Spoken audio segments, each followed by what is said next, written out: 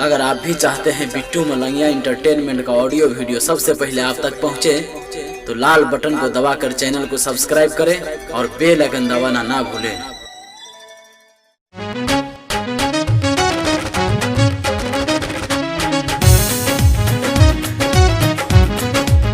Presented by Bittu Malangia Entertainment।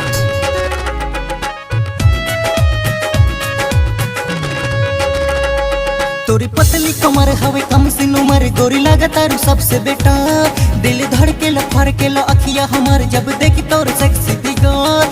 तोर पतली कमर हवे कम सिन उमर गोरी लागतारू सबसे बेटा। दिल धड़केला फड़केला अखिया हमार जब देखी तोर सेक्सी फिगर। गोरी हो तू बिजोड़ तोर कौनो न जोड़ तनी हमके बतावा कब उठी तोर बंद सटर। हाँ बढ़ता बेचैनी हमर जनी तरिसावा, अपना जवनिया पे रोक न लगावा। बड़ा मन करता वे बहिया में आवा, अपना जवनिया पे रोक न लगावा। बड़ा मन करता वे बहिया में आवा।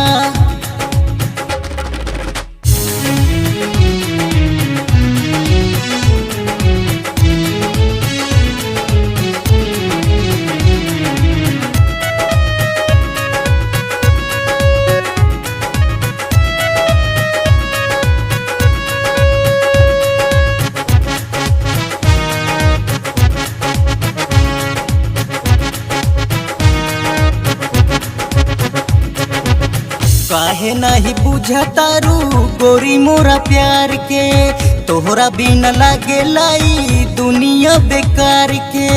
दुनिया बेकार के काहे नहीं बुझतारू गोरी मोरा प्यार के, तोहरा बिना लागे लाई दुनिया बेकार के।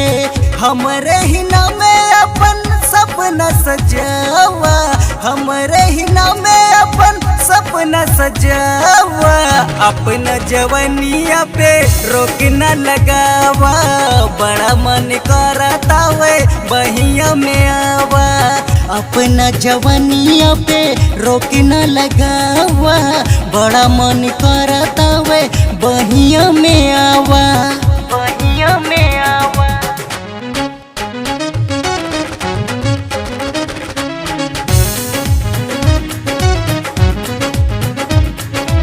Presented by Bittu Malangia Entertainment।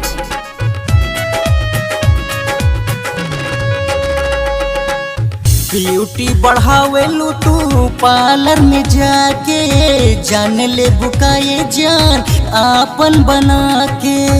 आपन बना के ब्यूटी बढ़ावेलू तू पार्लर में जाके, जान ले बुकाए जान आपन बना के।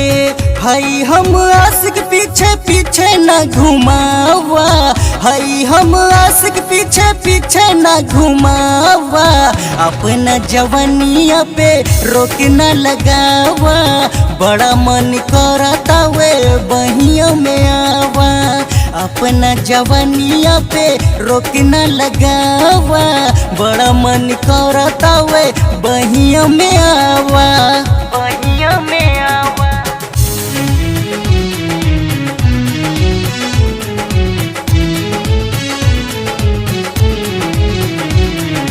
Presented by Bittu Malangia Entertainment।